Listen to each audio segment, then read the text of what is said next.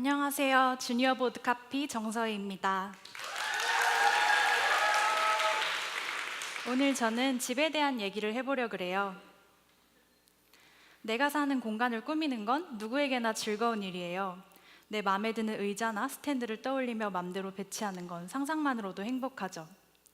사실 이런 건 우리의 기본적인 욕구예요. 누구나 어렸을 때 이런 적 있으실 거예요. 식탁 의자 2개 끌어다 놓고 그 위에 이불 올려놓은 다음에 여기 내 집이니까 들어오지 마! 라고 소리친 경험이요. 아주 어릴 적부터 우린 나만의 공간을 소중하게 여긴 것 같아요.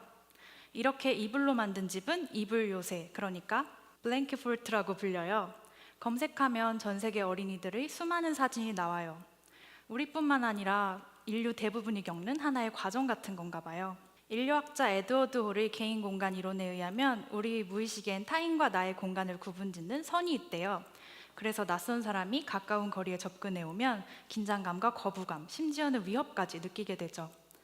나만의 공간이라는 건 나의 안정을 위해서라도 꼭 필요한 것 같아요. 하지만 우린 사람들에 치여 이런 개인 공간을 거의 갖지 못하고 살았어요.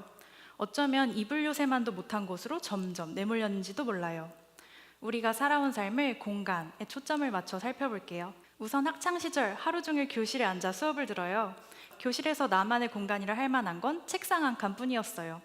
나름대로 영역 표시를 해보겠다고 책상을 반으로 갈라 선을 그어도 못된 짝꿍을 만나면 자리는 더 좁아지기 일쑤였죠. 사실 우리가 생활한 교실엔 묵직한 의도가 숨겨져 있어요. 교실은 위에서 보면 바실리카 양식과 닮았어요.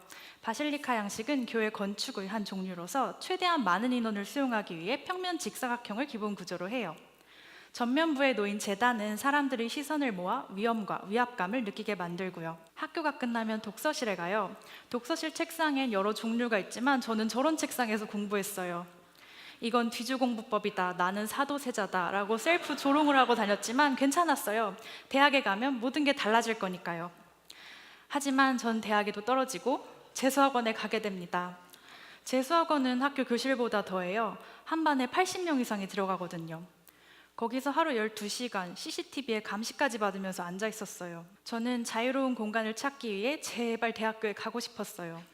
하지만 흔한 대학생에게 주어지는 선택지는 이런 거예요. 자취를 해서 좁아 터진 원룸에 살거나 통학을 해서 미어 터진 전철을 타는 것이요.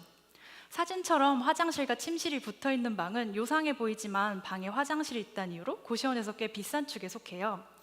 이렇게 좁은 방을 피하려고 통학을 해도 비좁음을 피할 수 없는 건 마찬가지고요. 만원 지하철에선 눈들 곳이 없어서 고개를 휴대폰에 파묻고 가게 되죠. 우리는 그동안 이렇게 당연하다는 듯이 좁고 빼곡하게 살아왔어요. 여기서 나만의 공간을 찾는다는 건 사치에 가깝게 들리고요.